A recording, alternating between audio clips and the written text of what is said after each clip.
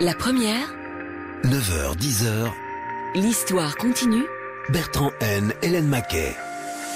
Mais surtout avec Lens, on peut espérer que pendant un an au moins, le maillot arc-en-ciel sera dignement porté. Oh, ils sont dopés! L'épreuve qualifiée d'irréfutable se base sur 2 documents, des analyses anonymes d'urine faites en 99 et des listes de coureurs contrôlés à la même époque. Vive le Tour, forever, thank you.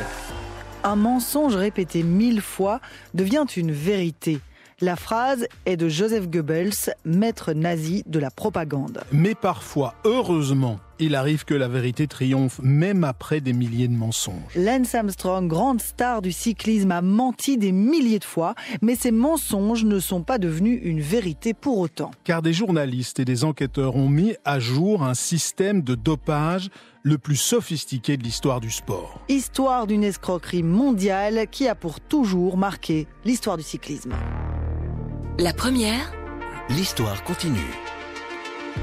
Bonjour à toutes et à tous et bienvenue dans ce nouveau numéro de l'Histoire continue. Ah oui, et on s'est dit que puisque l'été arrivait, il est même déjà là, arrive aussi le Tour de France. Et ça, c'est une bonne nouvelle. Ouais, c'est une bonne nouvelle. Jamais un événement ne s'est conjugué avec autant de force avec l'été, avec les vacances, avec les montagnes, avec les plaines, les campagnes et les villes. Même ceux qui n'aiment pas le cyclisme associent à la sieste estivale les décors majestueux d'une France qui paraît éternelle, celle du Tour. Mais depuis la fin des années 90, le Tour de France est aussi associé à la triche, au mensonge, à l'escroquerie, au sport-spectacle et bien sûr au dopage. Et cette réputation, on la doit en bonne partie à Lance Armstrong. Il n'est pas le seul, loin de là, à s'être dopé et avoir menti au public, mais il est celui qui a poussé le plus loin le système, celui qui a incarné jusqu'au bout le mensonge et la tromperie. Vainqueur de 7 éditions du Tour, record absolu avant que ses victoires lui soient retirées, le Texan s'est affirmé dans le vélo après l'affaire Festina en 1998. On a d'ailleurs déjà consacré une émission, vous pouvez la retrouver en podcast facilement, à l'affaire Festina. Il a donc, Lance Armstrong, incarné l'espoir d'un renouveau, d'autant plus qu'après avoir survécu à un cancer et mis sur pied une fondation pour les malades, il était auréolé d'une réputation de bienfaiteur. Et c'est là que la tromperie est d'autant plus colossale, car Lance Armstrong a géré son image comme son dopage, comme une entreprise. Tout était calculé, millimétré, tout n'était qu'entreprise de dissimulation de la vraie nature du personnage, un leader autoritaire, prêt à tout pour gagner, qui écrasait ses adversaires sur le vélo, mais qui écrasait surtout ceux qui ont osé le dénoncer. Pour nous en parler aujourd'hui, l'un de ceux qui a joué un rôle clé dans la révélation de l'imposture Armstrong, Damien Ressio. Bonjour Damien Ressio. Bonjour à vous, bonjour à tous. Vous êtes responsable du développement à l'Agence française de lutte contre le dopage et vous étiez, en 2005, journaliste au quotidien L'Équipe. C'est vous qui, le premier, avez publié une enquête apportant la preuve formelle du dopage de Lance Armstrong. Vous allez nous raconter tout à l'heure comment vous avez fait pour avoir ce scoop mondial. Mais avant, on se replonge dans nos archives en 2013, au moment où, acculé de toutes parts, Lance Armstrong avoue tout à la télévision américaine.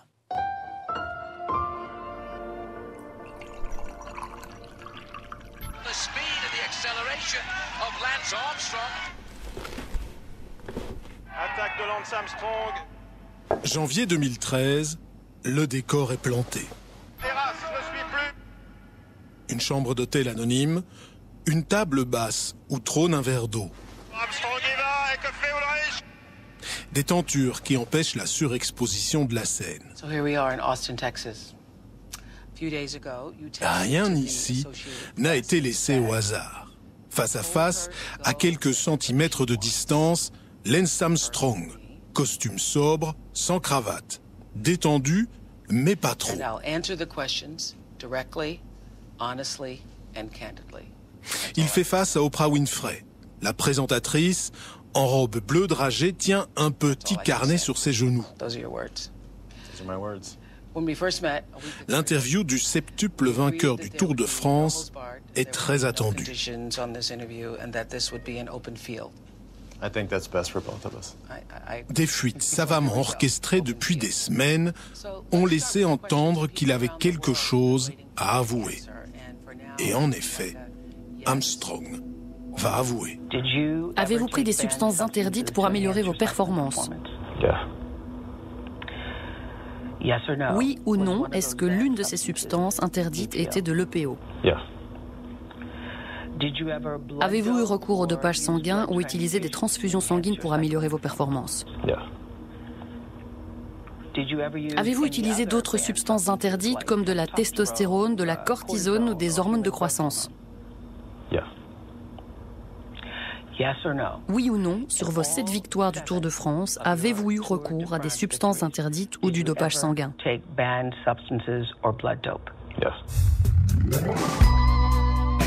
5 questions, 5 oui, 5 aveux. Un exercice de contrition, mise en scène que Lance Armstrong a organisé aussi minutieusement qu'il a organisé sa carrière, autour du dopage et de la triche. Et cela a commencé en 1993.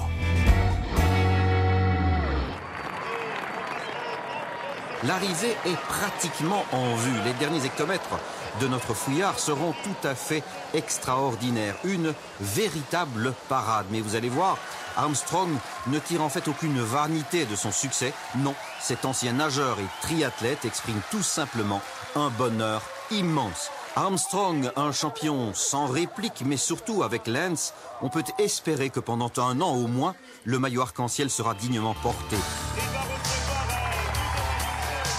À 21 ans, Lance Armstrong est champion du monde et lance sa carrière. En 94 et puis en 95, il monte en puissance et gagne plusieurs courses. À l'époque, on le prédestine plutôt au classique. Dans la montagne, il est largement distancé par les meilleurs. Mais son ascension s'arrête brusquement fin 1996. On lui diagnostique un cancer des testicules. Des métastases, les médecins lui donnent une chance sur 2 de survie, la loterie. Il se soigne, ablation du testicule, chimio, opération au cerveau. Il s'entraîne à nouveau et revient à la compétition chez US Postal en 1998. Cette année-là, Armstrong est devenu plus qu'un cycliste, il est devenu un survivant. Il y a 2 ans, il nous disait, voilà, moi, maintenant je me bats pour vivre.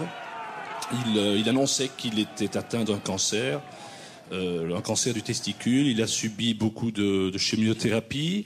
Et finalement, son message était très, très poignant il y a 2 ans. Il a dit, moi, ce que je veux, c'est vivre. Et aujourd'hui, 1, il vit. 2, il est remonté sur un vélo. 3, il se classe 4e du Tour d'Espagne et 4e du championnat du monde. Armstrong revient entouré d'une aura, celle d'un miraculé.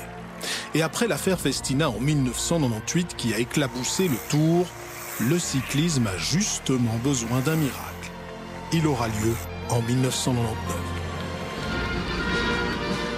Il aura fallu attendre 9 ans pour entendre à nouveau l'hymne américain aux Champs-Élysées. À 27 ans, Lance Armstrong succède donc à Greg LeMond en tant que vainqueur américain au Tour de France. Au pays de l'oncle Sam, ce n'est pas encore l'engouement, mais la ville d'Austin, ville natale de Lance Armstrong, a tout de même fêté l'événement dignement. Mais plus que l'exploit sportif, c'est avant tout l'exploit humain qu'il salue. Nul n'a oublié le terrible cancer dont a été frappé l'Américain il y a 2 ans. C'est tout bonnement incroyable, nous dit cet homme. Vous aviez cet homme qui était pratiquement sur son lit de mort, mais qui a eu de la volonté. Et il est arrivé à atteindre le niveau le plus élevé du cyclisme. C'est vraiment étonnant.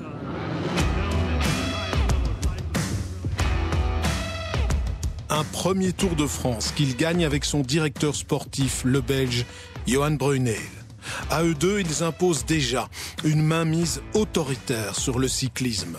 Car dans ce tour censé être celui du renouveau après l'affaire Festina, un coureur, un seul, dénonce le dopage, qu'il juge encore généralisé. Le Français Christophe Basson parle. Et pour cela, Christophe Basson est sanctionné.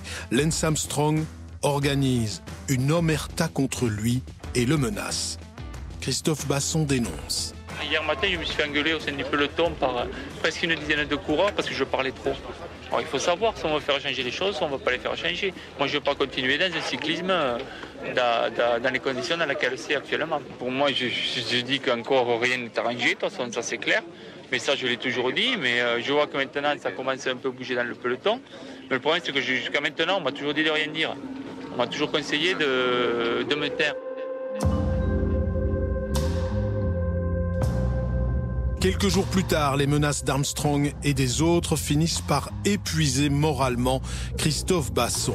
Le lanceur d'alerte quitte le Tour, dégoûté. On vous a demandé de partir? Pas du tout, non. J'ai eu un problème, alors je m'en vais. Vous êtes fatigué? Non, oui, je suis fatigué, ouais. Christophe a craqué, il se sentait trop seul. Il avait rompu la loi du silence, ceux qui voulaient sa perte ont gagné. Depuis quelque temps, il était isolé au sein de sa propre équipe, contraint de manger seul et de se déshabiller dans la rue. Christophe croyait pouvoir révolutionner le Tour. Son départ est un échec pour l'ensemble du cyclisme. Dès ses premiers succès, les performances de Lance Armstrong suscitent autant d'admiration que de doute. Et cela vaut d'ailleurs pour tout le peloton, car dans ce Tour, censé être plus propre, les performances continuent pourtant d'augmenter. Mais les nombreux contrôles antidopage effectués sont tous négatifs. Alors, à défaut de preuves, il reste la suspicion. Dès le début de ce tour, le discours des coureurs est unanime. Le dopage, on n'en parle pas, et si quelqu'un l'évoque, on ne répond pas. Je vais faire mon métier du mieux possible, et voilà quoi.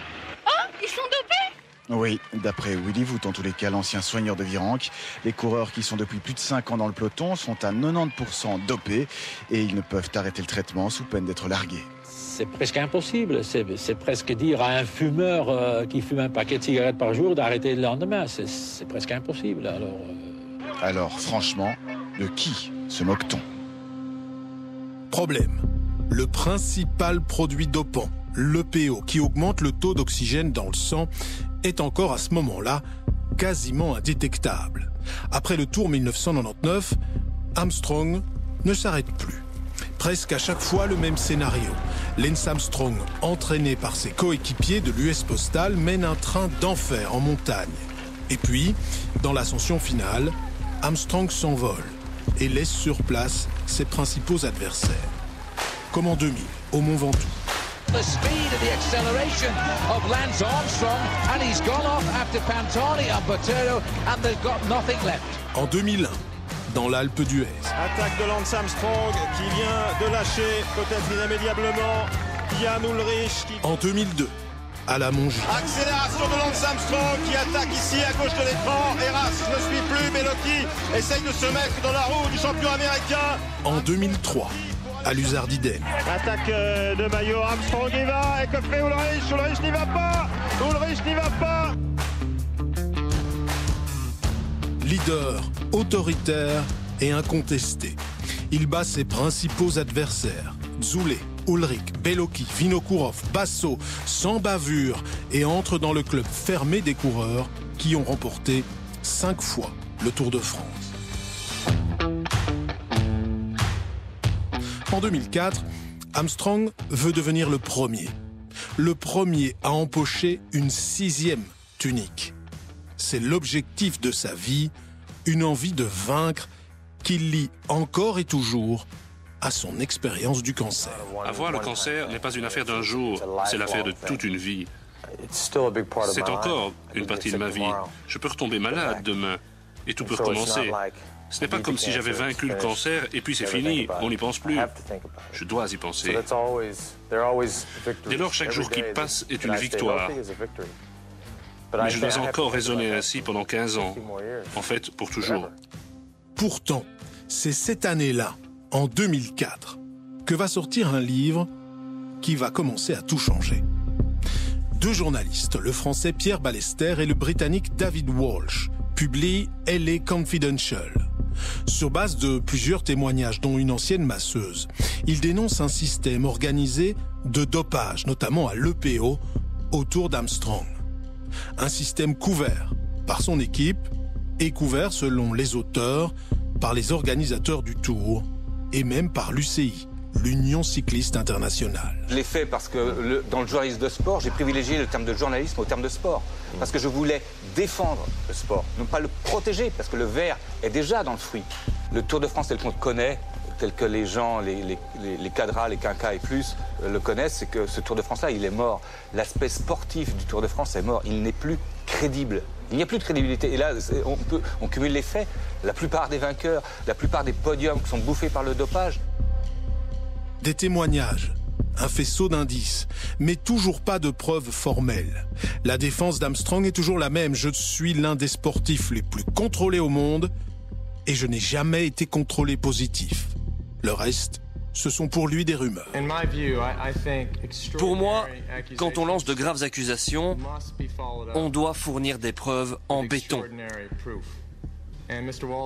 Les auteurs, messieurs Walsh et Ballester, ont enquêté pendant 5 ans et ils n'ont trouvé aucune preuve. Circuler, il n'y a donc rien à voir.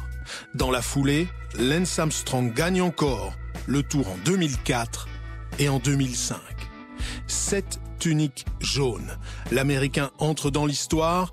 Sur le podium de son 7e Tour en juillet 2005, il a un message à tous ceux qui doutent encore de ses performances. Je voudrais dire un mot aux personnes qui ne croient pas au cyclisme, les cyniques et les sceptiques.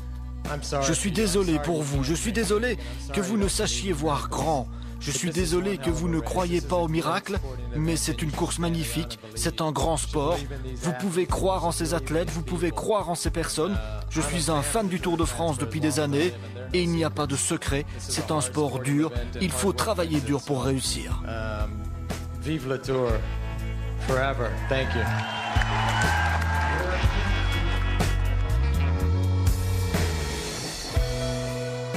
Après ce dernier discours, ce dernier podium, Lance Armstrong prend désormais sa retraite sportive. Il aura été plusieurs fois inquiété, mais jamais confondu. L'histoire aurait pu s'arrêter là. Mais 3 semaines plus tard, le passé va enfin rattraper Lance Armstrong. Bonsoir, il a gagné 7 Tours de France consécutifs. C'est l'un des plus grands champions de cyclisme. Lance Armstrong, retraité depuis quelques semaines à peine, est pourtant suspecté une nouvelle fois de dopage. Le journal L'Équipe a mené l'enquête. Armstrong prenait de l'EPO en 1999 lorsqu'il a remporté la Grande Boucle pour la première fois. C'est en analysant d'anciens échantillons congelés qu'on a pu le prouver. Damien Ressio, journaliste à l'Équipe, préparait son scoop depuis des mois. Il a eu accès à des résultats d'échantillons du Tour 1999, le premier gagné par Lance Armstrong. Des échantillons conservés au laboratoire de Châtenay-Malabry, référent pour le dopage. Grâce à une nouvelle méthode de détection, le laboratoire a pu effectuer des nouvelles analyses et révéler une série d'échantillons positifs à l'EPO. Ce 28 août 2005, le journal L'Équipe tient donc une preuve formelle et titre en une « Le mensonge Armstrong ». L'épreuve qualifiée d'irréfutable se base sur 2 documents, des analyses anonymes d'urine faites en 99 et des listes de coureurs contrôlés à la même époque. Le recoupement de ces 2 types de documents a permis d'établir sans aucun doute que Lance Armstrong avait consommé de l'EPO, que des traces d'EPO ont été retrouvées dans 6 des échantillons qui le concernent. En 99, Armstrong n'avait rien à craindre. L'EPO était encore indétectable. Ce n'est que l'année suivante qu'un laboratoire mettra un test de dépistage au point. Oui, mais voilà, des échantillons de 99 ont été congelés et analysés en 2004, une méthode validée par les scientifiques. La preuve est formelle, pour les journalistes c'est évident, mais pour le monde du cyclisme, cette preuve n'est pas pour autant légale. Lance Armstrong réagit très vite et pointe les journalistes. Aujourd'hui à la retraite, Lance Armstrong se défend sur son site internet. Je n'ai jamais pris de produit pour augmenter mes performances. Cet article n'est rien d'autre que du journalisme de tabloïd. Le coureur rejette ses analyses effectuées sans échantillon de contrôle et donc sans aucune contre-expertise possible pour se défendre. Les autorités du Tour, mais surtout l'UCI, réagissent avec prudence et mettent en cause la validité de ces nouveaux tests effectués rétroactivement.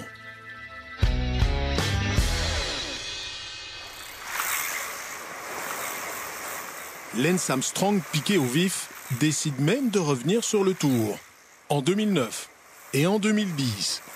Pas de maillot jaune cette fois, mais une 3e place sur le podium tout de même. Une manière de montrer son mépris pour tous ses détracteurs. Les années passent. Dans son ranch texan, Armstrong publie fièrement des photos de lui couché sur les 7 cadres contenant ses maillots jaunes. Il aura triomphé de tout, du cancer de ses adversaires, des contrôles antidopage et surtout des journalistes. Mais 2 ans plus tard, en 2012, l'USADA, l'agence américaine antidopage, décide d'agir enfin.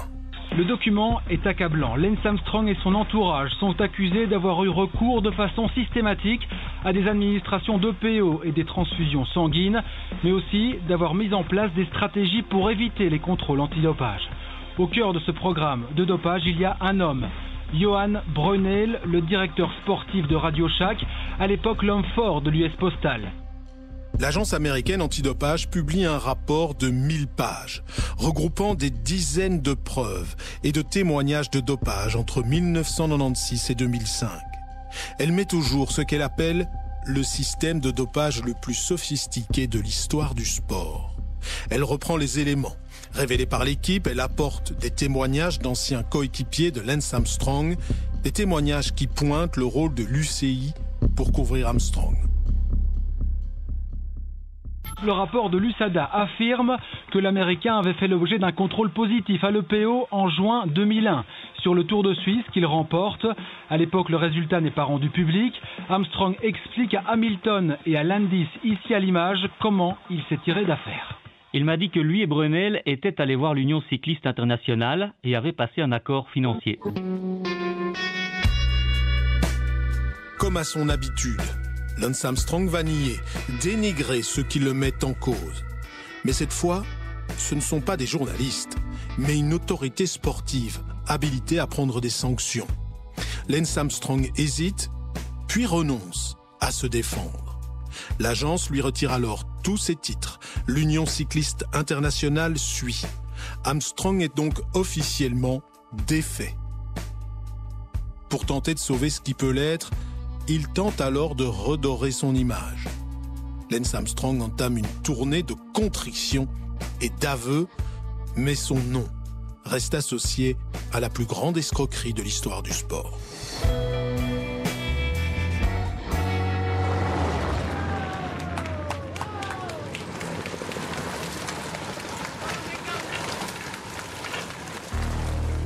La première, l'histoire continue. On évoque donc ces aveux de Lance Armstrong en 2012 avec Damien Reussiaux, responsable du développement à l'Agence française de lutte contre le dopage. Damien Reussiaux, on rappelle que vous étiez en 2005 journaliste au quotidien L'Équipe. C'est vous qui, le premier, avez publié une enquête qui apportait la preuve formelle du dopage de Lance Armstrong, enquête qui a nourri le fameux rapport de l'USADA, l'agence américaine antidopage, qui a donc fait chuter Armstrong. Alors j'aimerais d'abord que vous nous racontiez comment vous avez fait, comment vous vous y êtes pris pour avoir ce scoop. C'est une longue histoire, mais ça en vaut la peine. Alors c'est une très longue histoire, puisqu'on peut estimer qu'elle a duré quasiment 1 an. Je peux l'expliquer, bien évidemment, je peux expliquer la logique qui m'a guidé, mais je resterai très discret sur les sources, et ça c'est assez classique, vous le savez bien. Toute petite incise quand même pour rendre hommage aussi à tout le travail que vous avez cité de Pierre Ballester et David Walsh, qui ont fait un travail de longue haleine remarquable, qui m'a beaucoup aidé pour essayer de comprendre comment l'environnement d'Armstrong fonctionnait. Je vous rappelle juste qu'à cette époque, il y avait quand même des fantasmes complètement incroyables qui circulaient sur la nature des produits que pouvait prendre Armstrong. Il était même dit qu'il était suivi par les médecins de la NASA, qu'il utilisait des molécules totalement inconnues du grand public et qu'en l'occurrence, bien évidemment, les instances antidopage n'avaient aucune chance de l'attraper. En fait, comme vous l'avez dit aussi et comme Oprah Winfrey l'a dit lors de son interview, il a utilisé des molécules très classiques qui sont des molécules qui marchent parce que les tricheurs sont pragmatiques et prennent ceux qui marchent. Il fallait donc à cette époque prouver de manière analytique, sortir de la suspicion et apporter sur la table des preuves irréfutables de sa consommation, essentiellement d'EPO. C'est ce qui m'intéressait le plus, d'autant que de manière conjoncturelle, c'est l'époque où le laboratoire français antidopage travaillait sur un test de détection directe de cet EPO qui booste la production de globules rouges et donc le transport de l'oxygène dans les muscles. Et donc, Damien Ressio, vous avez, grâce à des sources, accès à des résultats de ce laboratoire sur des échantillons qui étaient congelés, des échantillons de 99, mais ces échantillons sont anonymes. Et là où votre enquête devient passionnante, c'est que vous allez devoir trouver à qui appartiennent ces échantillons. Oui, absolument. Tous les travaux de recherche que font les laboratoires sont forcément anonymes. Donc, ils travaillent sur des échantillons qui comportent des numéros, mais ils n'ont pas l'identité des coureurs ou des sportifs qui ont produit ces échantillons. La seule possibilité était de prendre contact avec Lance Armstrong et ses avocats, ce que j'ai fait dans un premier temps pour savoir s'il n'utilisait pas des médicaments dans le cadre du traitement de son cancer qui pouvaient l'avantager.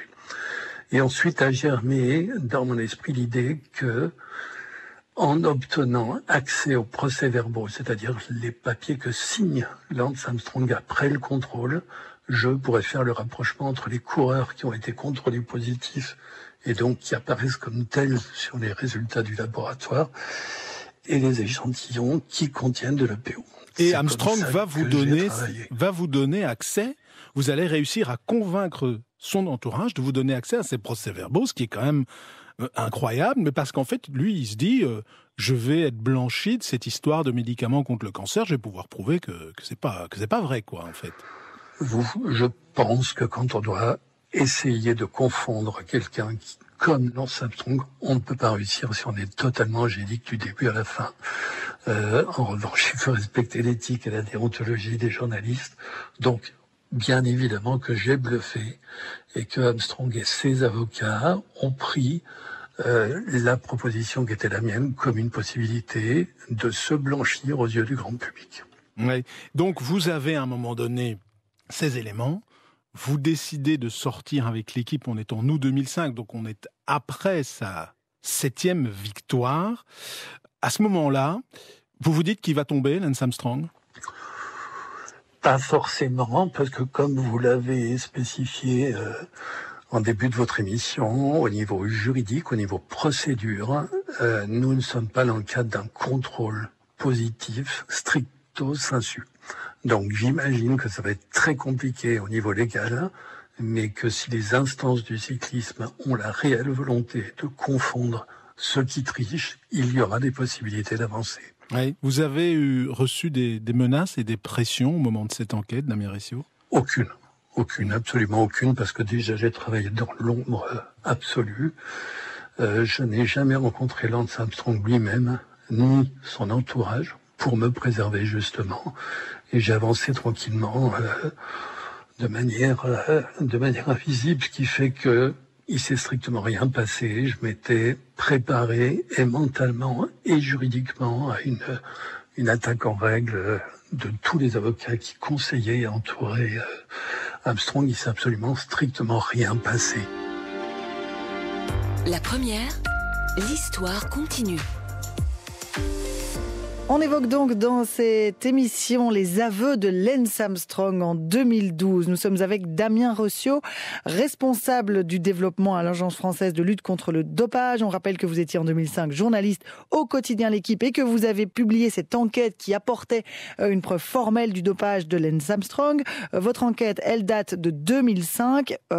Il revient après ça, Lance Armstrong, sur le tour. Et puis l'USADA, donc l'agence antidopage américaine, n'agit qu'en 2012. Comment expliquer que ça ait mis aussi longtemps ? Il faut quand même rappeler que le travail de l'USADA, c'est-à-dire de l'agence américaine, est consécutif à une enquête en profondeur de la Food and Drug Administration et de Jeff Nowitzki, qui était un enquêteur assez fameux et que l'on comparait à Elliot Ness à cette époque, qui lui-même avait accumulé toutes les preuves qui ont ensuite servi à l'agence américaine pour confondre Armstrong.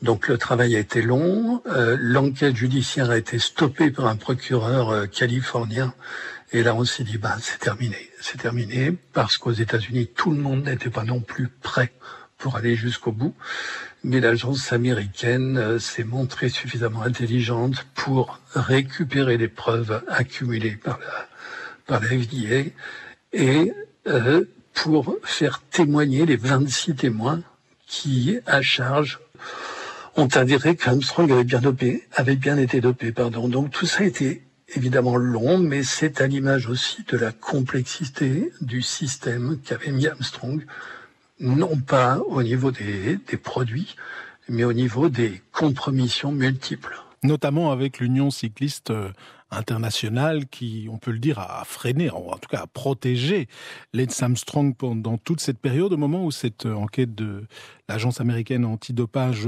sort. Quelle est votre réaction, vous, Damien Richaud? Vous dites, c'est quoi? C'est un soulagement, c'est peut-être une fierté pour le travail, celui de votre journal à l'époque, l'équipe, que vous avez quitté entre-temps. Vous avez quitté en 2009, je crois. Non, je l'ai quitté en 2014, mais... Alors de la fierté, oui, mais avec beaucoup d'humilité aussi, puisque de toute façon, j'étais absolument sûr de ce que j'avais fait et de ce que j'avais écrit. Je savais que les preuves étaient là. Les deux journalistes, Ballester et Walsh, avaient déjà prouvé via les témoignages de la masseuse d'Armstrong et de son mari qui a couru avec Armstrong qu'il n'y avait aucun doute. Donc, grande fierté, et puis ensuite consternation absolue quand en 2009 il revient et que mon propre journal, l'équipe, qui avait pourtant publié de manière courageuse mon enquête, sans aucune pression me concernant, se félicite du retour de ce monsieur sur la scène sportive. Et ça c'était, comment dire, quelque chose de consternant et de très douloureux. Oui. Alors justement, la presse, les journalistes, Armstrong, par rapport à cette affaire, c'est parfois ambivalent. Comment ces aveux en 2013, ont été perçus par les journalistes qui suivaient le Tour? Qu'est-ce qu'ils ont changé aussi dans le cyclisme? J'ai donc demandé à Stéphane Thirion du Soir, qui suit le cyclisme depuis 1989, s'il avait été surpris de ces aveux d'Armstrong. Oui et non, c'est-à-dire que lorsque Lance Armstrong est arrivé en 99 pour gagner le Tour, il succédait une année peut-être à la pire année que le vélo ait connue jusque-là, c'était la fameuse affaire Festina en 98.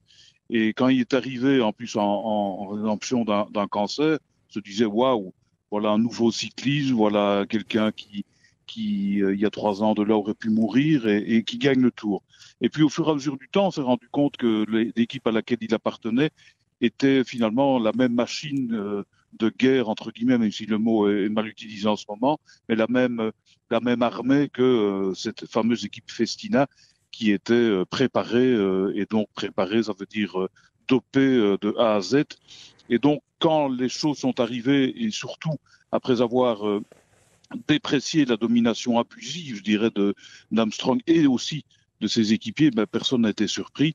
Oui.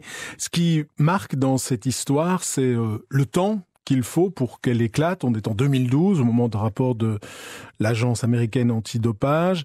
Il a gagné ses 7 tours entre 1999 et 2005. Oui. Et déjà à l'époque, quand on regarde les archives, on retrouve une série de doutes, de suspicions. Vous les avez connus à l'époque, notamment Christophe Basson qui quitte le Tour en 99 en disant voilà, j'ai trop de pression de la part de mon équipe. Et déjà à l'époque de Lance Armstrong, vous en pensiez quoi, vous, à l'époque? Mais on n'était pas surpris non plus parce que il régnait en patron, il tentait d'intimider des adversaires. On n'en pensait que du négatif. Oui. Je veux dire, moi je n'étais pas un fan d'Armstrong, on s'ennuyait sur le Tour de France parce que sa domination était outrageante, on savait qu'il y avait un souci. Mais le problème, voyez-vous, quand vous êtes qui, vous, journaliste, point d'interrogation, pour pouvoir prouver quelque chose, il y a ça. Et le deuxième élément qui est très important, parce que ça, il faut vraiment insister là-dessus, par rapport à aujourd'hui, par exemple, c'est qu'il n'y avait pas les moyens scientifiques pour pouvoir contrôler très précisément les coureurs, pour savoir s'ils avaient changé leur sang. Aujourd'hui, tout ça est impossible parce que les tests via le passeport biologique ont fait que cette forme de tricherie a pu disparaître. Enfin, espérons-le, parce qu'encore une fois, nous ne pouvons pas, nous, journalistes, nous ne sommes pas dans la peau des coureurs et encore moins dans celle de leurs équipes, affirmer qu'il n'y a plus rien. Vous parliez du passeport biologique tout à l'heure. C'est vrai que quand on regarde aujourd'hui le cyclisme, notamment les performances de Pogačar, eh bien certains reviennent avec cette idée d'une domination outrageante, comme à l'époque d'Armstrong. Quel regard vous avez là-dessus, puisque au fond on est dans la même situation, on n'a aucune preuve contre lui, mais il y a déjà des suspicions. Mais il y a des suspicions parce que le leader dominant ennuie ou agace. On l'a connu, nous, en Belgique, avec Eddy Merckx. Alors, c'est vrai, Pogačar pourrait commencer à agacer, c'est possible, mais une fois encore, nous ne sommes pas dans le secret des dieux, s'ils existent là-dedans.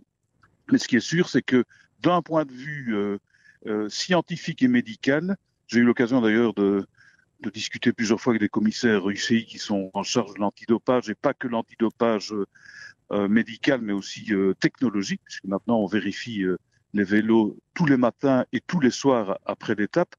Il y a quand même une avancée prodigieuse dans la lutte antidopage grâce à ce passeport biologique qui empêche les transfusions sanguines. Et si les gens ne savent pas ce que c'est un passeport biologique, c'est tout à fait accessible sur le site de l'UCI. Vous verrez que les contraintes pour les coureurs sont énormes, parce qu'ils doivent remplir des documents pratiquement tous les jours. Ils doivent expliquer tous les jours où ils sont, quoi qu'ils fassent, même en vacances, pour les fameux wearables qui sont des contrôles inopinés. Parfois, on arrive chez eux à 6 heures du matin, on ouvre la porte, monsieur, on va vous prendre du sang ou de l'urine ou les deux. Donc là, on a avancé beaucoup. Est-ce que pour autant, il y a encore ou pas une forme de dopage ou des choses où les préparateurs, entre guillemets, sont en avance sur la médecine? Je suis incapable d'y répondre. Damien Ressio, je rappelle que vous étiez journaliste sportif à l'équipe. Vous avez prouvé le dopage de Lance Armstrong dans une grande enquête qui a été publiée. Vous êtes aujourd'hui responsable du développement à l'Agence française de lutte contre le dopage. Est-ce qu'on peut dire aujourd'hui que le cyclisme a changé, qu'il est nettoyé de cette pratique du dopage ? Non, nettoyer, il faudrait complètement être inconscient pour affirmer que du jour au lendemain, avec des enjeux encore plus forts, un calendrier encore plus lourd, toute forme de tricherie a été éradiquée. Ce serait une vue de l'esprit. D'autant plus que les performances ont tendance à continuer à augmenter. Alors ça, c'est un paramètre sur lequel on peut discuter, il peut s'expliquer de différentes manières, mais, humainement, sociologiquement, il est impossible et il serait déraisonnable de dire qu'il n'y a plus de dopage aujourd'hui. Ce que l'on peut dire, et là, moi, je veux bien faire le tri entre les conversations de comptoir sur le dopage, qui est un thème, éminemment émotionnel. Je ne veux pas entretenir ce genre de conversation et ce genre de suspicion. Donc je m'appuie sur ce que je sais absolument. Et parmi les certitudes, c'est l'état sanitaire du peloton. Il s'est considérablement amélioré. Ça, c'est une première chose qui est indiscutable. La deuxième chose, c'est que je suis persuadé que l'on peut faire du sport de haut niveau et du cyclisme sans se doper. Vous avez parlé de Christophe Basson, je vous rappelle juste qu'à cette époque, c'était quasiment une sorte de déterminisme absolu. Vous faisiez du cyclisme de haut niveau, vous étiez dopé. Si jamais vous refusiez de tels protocoles, vous sortiez du milieu. Aujourd'hui, c'est plus le cas, et c'est tant mieux. Pour le reste, c'est aux autorités antidopage, à l'AMA, aux agences nationales, dont la FLD en France, qui sont des régulateurs, de tenter de réduire ces risques de dopage à un seuil acceptable et qui soit tout simplement réaliste. Et pour ça, on s'appuie sur des stratégies qui sont maintenant différentes. Évidemment, il y a l'axe répressif, mais il y a surtout l'axe éducatif qui devient de plus en plus important dans la communauté de l'antidopage. Merci Damien Ressio. Je rappelle que vous êtes responsable du développement à l'Agence française de lutte contre le dopage. Merci de votre témoignage précieux à propos de cette affaire Armstrong. Merci à vous.